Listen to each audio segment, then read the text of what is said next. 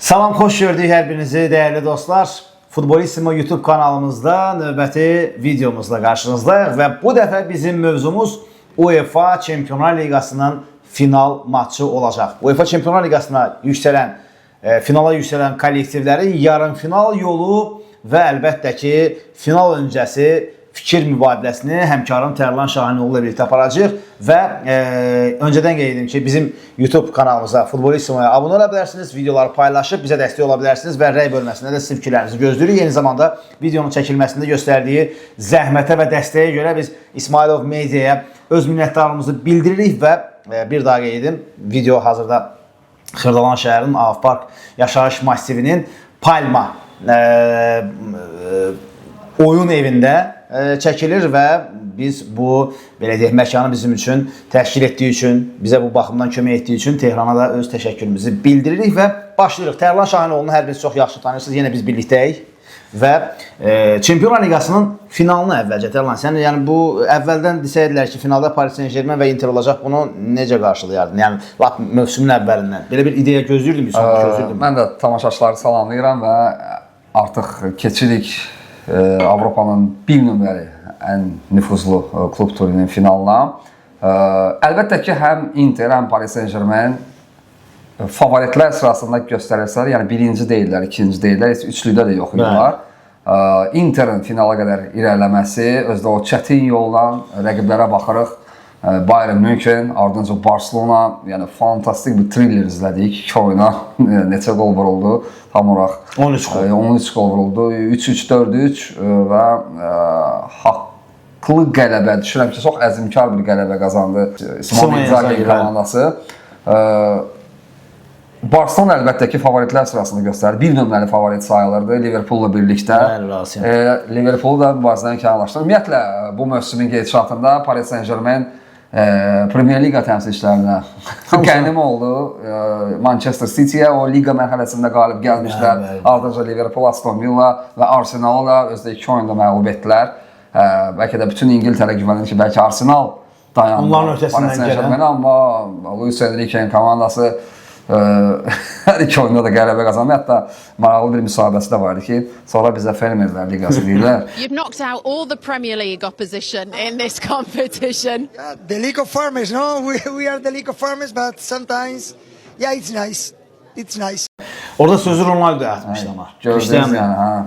Yəni Bundesliga ilə Fransa 1-ci liqası ilə də yüksək çempionat. Yəni üçlüdən kənar göstərir. O 5-liyin son 2 elə belə liqada orada Bayern München rahat çempion olur. Fransada son illər baxsa Paris Saint-Germain rahat çempion olur, amma yəni çox güclü komandadır hazırki Paris Saint-Germain. Maraqlı olar ki, məsələn, Mbappé'ni göndərib Çempionlar Liqasını götürsələr Paris Saint-Germain inanılmaz bir nəticə olar və final Münxendədir. İndiyə qədər Münxendə. Yəni bir ilklər gerçəkləşib, reallaşıb. Hansı komanda Münxendə finala yüksəlib qalib olubsa, bu onun ilk zəfəri olub, çempionluğu olub və Paris Saint-Germain bunu reallaşdıra bilər. Inter isə qalib gəlsə, artıq bu onlar üçün 4-cü belə bir uğur olacaq. Məğlub olsalar son illərdə 2 məğlubiyyət olacaq finalda. Son 3 ildə 2 məğlubiyyət. 2 il əvvəl də Manchester City'yə İstanbulda uduzmuşdular. Amma yəni Inter çox döyüşkən komandadır. Yəni komandanın heyətində bu yaxınlarda final oynayan oyuncular da var. Yəni belə bir təcrübəsi, uğursuz təcrübəsi olan komanda. Yəni ondan əlbəttə ki, dərs çıxarıblar. Bu dəfə artıq fürsəti əldən verməməyə çalışacaqlar, amma digər tərəfdə də yəni çox güclü həm müdafiə. Hər tərəfli komandalar. Hər tərəfli komanda çox güclü. Orada məşqçi işi nəzərə çarpır Luis Enrique. Maraqlı bir final gözləyir bizi. Bilmirəm hər halda favorit kimdir deyə sorsan. Mənə görə düşünürəm ki, Inter qalib olacaq. Favorit, mən ümumiyyətlə Optada favoriti 55-in 45-ə Paris Saint-Germain göstərib, amma Opta həmçinin yarım finalda da favoriti Barcelona göstərmişdi təbii olaraq. Və Inter yəni hücum xəttinə görə. Yəni orada da sən yadıma gəlir ki, sən elə verilişlərimizdə də deyirdin ki, heç məlum deyil. Barsanın müdafiə xətti bura qol buraxır. Bəli, heç bilmirdim ki, məsəl üçün Barcelona Interlə Düşəcək, yəni. Yəni mart ayıdır, mart əvvəlləri idi. Demişdim ki, məsələn Barcelonanın hücum xəttini çox bəyənirəm. Yaxşı hücum xətti var. Bu komandanın heyətində qızıl topa namizəd oyunçular çoxdur. Amma bax Inter kimi komandalarına, yəni daha təcrübəli komandalara qarşı onlar ilişə bilərlər. Əks hücumda oynayan komandalara qarşı Əks hücuma belə müdafiəsi nisbətən daha normal olan, Barcelonadan yaxşı olan bir komandaya ilişə bilərlər. Yəni qol vurmaq problem deyil. Amma qol buraxmaq məsələsində də təbii Barcelonanın məğlubiyyəti gəldi çıxdı. Açır bir qol vurmağı. Yəni o ayrı bir mənzərə idi həqiqətən. Yəni təkcə biz Barcelona Divarkon arapası ikinci oyunda topu alan kimi dərhal o mərkəzdən boşluğu yarması. Yəni əslində çox maraqlı. Dumfries'in oyunları qeyd olmalı. Dumfries düşünürəm ki, o Barcelona ilə maçların qəhrəmanı oldu. Məncə də. İki oyunun ikisində də Denzel Dumfries fantastik keçirdi həmin oyunları. Həm Barcelona'dakı oyunda, həm də təbii ki, Giuseppe Meazza stadionunda keçirdi. Açığı finala yüksələn komandalar hər ikisi yaxşı mübarizə aparıb gəliblər. Əslində Inter ciddi vabanka getdi bu mövsüm. Çünki xatırlayırsınızsa Bayernlə oyunlar ərəfəsində və ondan sonra Inter İtaliya kubokunda Milanla qarşılaşırdı. Milan uduzdu. Çempionatda Bu mövsüm Milan ilə ancaq Interə qalib yəni. Bəli, yəni Milan da heç bir Avrokuboklardan uzaq düşdü. Kubokun finalında uduzdular. Onlar da Bologna uduzdular, bəli. Yəni Inter kuboku elə əldən vermiş oldu. Çempionatda Barcelona ilə ərəfəsində daha bir uduzdular. Feyenoord uduzdular Çempionlar Liqasında. O ümumiyyətlə fiyasko. Rəqib komandanın əsas qolunu alıb uduzdular.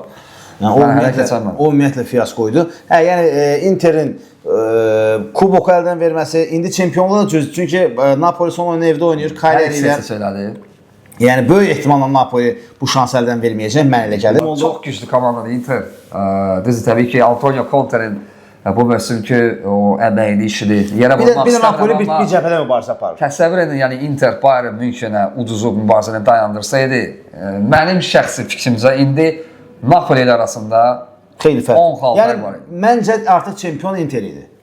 Böyük ehtimalla. Artıq indi bitmişdi məsələ. Bəli, bir tur. Yəni sadəcə Inter o aradakı 6 xallıq, 4 xallıq fərqlə qapandı, Napoli keçdinə. Mübarizə aparmaq da hər komandanın işidir. Yəni onun üçün görürsüz məsələn Barcelona tarixinin bəlkə də ən yaxşı dövrlərindən birini yaşamağa başlayıb. Double elədilər. Kuboku və çempionluğu qazandı, amma Çempionlar Liqasında ilişdilər. Yəni onun üçün çox güclü heyətin olmalıdır və tək, yəni bir heyətin yox, iki heyətin olmalıdır. Özəyilə komandalar yüksəliblər ki, məsələn finala da tam dəqiq demək olmur ki, qalib hansı tərəf olsa qızıl top mükafatını kimi qazanacaq. Bax bu maraqlı. Elə bir izləyicilər üçün hər dəfə soruşurlar ki, mənim üçün var şəxsən elə Eləmi? Amma qapıdadılar. Yan Zomer, Gianluigi Donnarumma. Yəni məsələn izləyicilərin mən rəylərini oxuyuram son həftələr ərzində. Deyirlər ki, onda Buffona da haqsızlığı olar. Neuerə də haqsızlığı olar. Onlar qızıl top almayıblar kariyeralarının ən yaxşı vaxtlarında. Amma nəzərə alaq ki, Neuer Çempionlar Liqası çempionu olub, amma Buffon Çempionlar Liqası çempionu olmuyor. Bir yandan da belə fikirləşmək olar ki, yəni heç olmasa bu qapıçılara haqsızlıq edilməz. Yəni bu mövsümü Donnarumma Liverpool'a qarşı keçirdi oyun var. 50 milyon alana satıb 6 milyona Yan Zommeri gətirən Interin qapıçısı. Yaş çox belə deyək, irəli səviyyədə. Yəni Yamalın vurduğu topu belə barmaqlarının ucu ilə çıxarmışdı. O ümumiyyətlə fantastik səviyyələrdir. Yəni məncə Interin Barcelona'nın keçməsinə məncə ən önəmli səbəb Yan Zommer idi, ən önəmli səbəb. Mən təbii ki, vurulan qollar Denzel Dumfries falan hər üzərində, amma yəni Barcelona'nın qol vurmağının qabağını almaq Barcelona'ya qol vurmaqdan daha çətindir. Barcelona'ya qol vurmaq olur. Amma Barcelona'nın qol vurmasının qarşısını kəsmək çətindir. Qol vurmaq problem deyil. Hazırki bu mövsümün Barcelona'sına qol vurmaq problem deyil. Problem bilirsiniz nədir? Barcelona'nın qol vurmasından Barcelona'dan daha çox qol vurmaq. Yəni Barcelona səndən çox qol vurur. Hazırki Barcelona mənə o 70-ci illərin Braziliyasını xatırladır. Sən nə qədər istəyirsən, biz 4-2-4 taktikası ilə oynayırdılar. Bəli, hamı hücumda. Top buraxırlar, amma onlar deyirdilər ki, məsələn, siz bacardığınız qədər qol vurun. Biz istədiyimiz qədər qol vuracağıq. Amma Inter belə bir komandanı dayandırdısa, amma qeyrim ki, Barcelona'da mütləq etibarlı müdafiəçilər lazımdır. Əgər onlar böyük uğurlar qazanmaq sistemi elə qurmalısan ki, Kubarsi ilə, Araujo ilə bu işlər olmayacaq. Inigo Martinez ilə bu Araujo titul qazanmaq qəlb məsələ. Kataloniyadakı oyunda Martinez zəif oynadı. Halbuki mövsüm yaxşı keçirirdi. Sanırım o Balde ilə Kunde'nin yoxluğunda o birislər yaxşı oynadı. Eric Garcia və Gerard Martin. Gerard Martin düzdür Interlə Çox səfər sistem. maçında ötürmə elədi. Düzdür birinci hissədə çox zəif oynamışdı, amma ikinci hissədə çox yaxşı Şəxsən oynadı. mənə sual versən, Barcelona komandasının əsas heyət Anlayışı. oyunçuları var. Aha. Onların yoxluğu daha çox elə hücuma ziyanı var. Mənim fikrimcə, Bəli, Rafinyanın Kunde ilə Balde olsaydı, Bəli. yenə komanda top buraxacaqdı. amma sadəcə hücumda Rafinha daha da- çox, məsələn, Rafinha daha çox keyfiyyətli oynayacaq. Onların olmaması daha çox hücuma ziyanı oldu, nəinki müdafiə. Zeynep Qarşıya gol vurdu. Yaxşıdır. Hətta bir epizodda Jan Zomer onun hansı topunu çıxardı, xatırlayırsanmı? Başla qol vurdu, Başla gol vurdu, bəli. O ötürməni Gerard Martin də Gerard sol Martin cinah verdi, sağ sağ cinah vurdu. Bir də Garcia'nın bir epizodu var. Orada Jan Zomer Dimarco'da kənardan izləyir oyundan çıxanda. Qapının ağzındadır. Orada Zomer inanılmaz top dəf edir. Orada Zomer yəni elə bir top çıxarır ki, onu yəni demək olar ki, desən ki, artıq Garcia da vurur zərbəni, deyir qol, artıq sevinməyə gedir. Digər oyunda da Ödegaard deyəsən zərbə endirmişdi düz dirəyin dibinə. Donnarumma necə çıxartdı onu. Donnarumma da orada yəni elə bir seyv elədi ki, Yəni qapıçıların turniridir bu. Bilmirəm. Barcelona izlədik, hücum xətti güclü olan komandaları izlədik, amma sanki o qızıl top qapıçılığı. yəni final mən bir şey deyim, senari necə olar? Senari qapıçılar üçün ən yaxşı, ideal senari necə olar? 0-0 penalti. 0-0 ya 1-1, 0-0 ümumiyyətlə qol buraxmırlar. Xeyli seyv İş edirlər. gəlir çatır özlərinin penalti Bəli. vurmağına. Orada da hansısa vurur, biri batırır və düşünürəm ki, bax o senarinin sonluğunda hansı komandanın qapıçısı daha çox inamlı oynasa, ona qızıl top vermək olar. Belə də amma Verəcəklərmi? amma belə də məsələn ehtimal var ki, Rafinha'ya Gətirib verilsin. verəcəklər Dembeleyə məsəl üçün və yaxud Rafinha'ya verə bilərlər, Salah'a verə bilərlər, verə Yox, bilməzlər. Salah qardaşım. Yox, Salah yox. Tək Premier Liqa ilə qalib. Ha, o- Yəni qızıl topa Amma almaq qızıl mümkün topun da olsaydı- Sərman, qızıl topun da elə bir vaxtlar olub ki, qızıl top heç bir titul qazanmayan futbolçunun şəxsi göstərisinə görə verilib. Yox, Ən çox gol vuran oyunçu oldu. Xəyal səhəsində ondan çox Premier Liqada çempion olan oyunçu olub. Onlara niyə qızıl top verir? Ha, razıyam. Bir sözlə qızıl top məsələsini yəqin ki, yenə müzakirə eləyə bilərik. Biz nə vaxt müzakirə eləyə bilərik? Çempionlar Liqasının finalından sonraki baxacağıq, ondan sonra veriş çəkəcəyik. Və onda biz artıq rahat danışa bilərik ki, məsələn, Inter çempion oldu, qızıl topu səncə Lautaro'ya verərlərmi?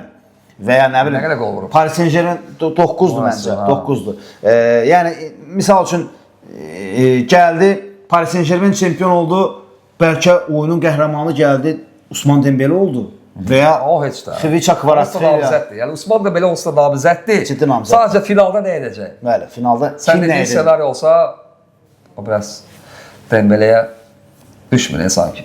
Eləmi? Qapıçılar Qapıçı, da, əlbəttə ki, razıyam. Hə, Dembele gələr Dembele 3 gol vurar. Yəni, Dembele 3 gol vurar. Liverpool Oyun gol 3-3 vurmuşdu bitər. məsələn. Oyun 3-3 Fantastik bitər. keçirir. Yəni Usman Dembele o halda qızıl topa layiq görərlər. Bir sözlə dostlar, mayın 31-də inşallah UEFA Çempionlar Liqasının final matçı keçiriləcək. Final Münxendədir və Orada Interin müdafiəçilərindən danışdıq. Məsələn, Denzel Dumfries, amma PSG-nin də yəni Aşraf Hakiminin qolları, Nuno Mendes-in fantastik oyunu turnir boyu, onları da qeyd etmək lazımdır. açığı Inter və Marquinhos Paris Saint-Germain elə də cima yox. müdafiəçiləri də var ha. Marquinhos elə də yox, amma Nuno Mendes ilə Aşraf Hakimi fantastik oynadılar ha. Səncə Inter üçün rəqibin Paris Saint-Germainin müdafiə xəttinin mərkəzi sanki daha zəif, komanda ümumiyyətlə güclüdür. Bir az sanki bir pillə geri qalan Turan bacara bilər məsəl üçün Marquinhosla. Amma o Paço. amma cinahları məsəl üçün bağlama imkanı çoxdur Paris Saint-Germain. məsələn oradan Dumfrieslə Nuno Mendes üzə gələcək. Dimar Dumfries Nuno ona qarşı durmada. O qarşı durma var. Ona qarşı durmadı. Dumfries Nuno Mendes. Mendes'ə qarşı. Bu ayrı bir anons deyə həqiqətən çox. İki kələ. Həqiqətən Hətta mən belə İki deyək, buğa. o poster olur ya, oyunun posteri. Onların ikisini qoyardım. qoymaq olar. Yəni bir neçə poster hazırlayırsan, Lautaro, Usman Dembele, Donnarumma, Jan Zomer və Nuno Mendeslə Dumfries üzrə onlar özdə ikisi də sürətlidir, ikisi də barışmaz mübarizə aparan futbolçulardır. Solda isə Əşrəf Hakimi ilə Dimarco üzrə gələcək. Onlar da əslində Türklənmişkən Əşrəf Hakimi ağır basır bu mövsümə görə. Amma Dimarco da o Dimarco da ikinci oyunda. müdafiədə olmasa belə Axırı kimi oynamadı da o. Yox, dəyişdilər, daha sonra dəyişdilər. Bir sözlə Interin müdafiə xəttinin mərkəzi bir az sanki Paris Saint-Germain daha çox diqqət çəkir. Bastoni və Acerbi. Onlar daha sanki bir qədər məncə üstünlük qura bilər. Bir də Pavar qayıdacaq deyilənə görə. Benjamin Pavar bilsin. O da Olmasa da olar. Bayernlə oyunda qol vurmuşdu açığı. O da əsas heyət oyunçusu çevrilmişdi artıq. Bir də universallığı var Pavarın. Ortada üstünlük verirsən. Vitinha, ortada üstünlük Hakan, təkcə Vitinha, Barella. Joanovic də var orada. Barella məsəl üçün son dəqiqələrdə gördük ki, yəni təngə nəfəs idi Barcelona oyunda. Gəlirdi. Lazio oyunda da zəif oynadı. Mən açığı baxdım. Yorulub Çox oyun keçirib, çox oyun keçirib. Yəni Məsələn, Hakan bu mövsüm 27-yə 28 oyun keçirib. Amma Barella 33 oyun keçirib. sadəcə bu tərəf təcrübəlidir də, çox təcrübəlidir. Inter tərəf təcrübəlidir və yaşlar çoxdur açıq. Onlar nə qədər tab gətirəcəklər? 120-yə getsə oyun oynayacaq bilər. Və onların ziyanına mı olacaq? Məsələn, Barcelona oyunlarda ziyanlı olmadı. Bir də yəni bir oyundan ibarətdir burada. Inter 2 oyunda bir təhər nəsə vəziyyət çıxardı, görək bir oyun necə olacaq. Inter Münchenə gəlib. Bayern München. Bayern München səfərdə 2-3 illik oradakı qələbəsizlik, məğlubiyyətsizlik seriyasını Lautaro bir dənə qol var. ayağının şöyle bəli. Bax belə dəyərli dostlar, biz yenə də məncə videonun vaxtı Çempionlar Liqası finalıdır. Yəqin ki, siz də maraqla izləmiş olacaqsınız. Mən dəyərli həmkarım Tərlan Şahinoğluya bu maraqlı mülahizələrinə görə çox sağ ol deyirəm. Həqiqətən çox önəmli məsələlərə toxunduq. Şərait yaradanlara da, çəkənlərə də təşəkkürümüzü bildirək. Bəli, təşəkkürümüzü bildirək. Həm İsmailov Mediaya, Surxay qardaşımıza, Elşənə minnətdarıq. Əli bizim bu işlərin montajını eləyir, ona da təşəkkürümüzü bildiririk. Və təbii ki, Palmaya biz qonaq etdiyi üçün bizi bir daha Tehrana təşəkkürümüzü bildiririk dəyərli dostlar. Bizim Futbolist YouTube kanalımızı izləyənlər olaraq sizlərdən xahişimiz odur ki, bizi izləməklə yanaşı videolarımızı bəyənməyiniz, rəy yazmanız və paylaşmanız önəmlidir ki, yavaş-yavaş biz də bu platformada artıq 4000 abunəçi səddinə gəlib çatmışıq. Qarşıdakı hədəflərimiz gələn üçün, ondan sonraki il üçün inşallah daha da böyüməkdir sizin sayənizdə. Təşəkkürlər edərək artıq bu dəfəki verilişimizi də başa çatdırırıq. Növbəti verilişlərdə görüşmək ümidi ilə hələlik. Sağ olun.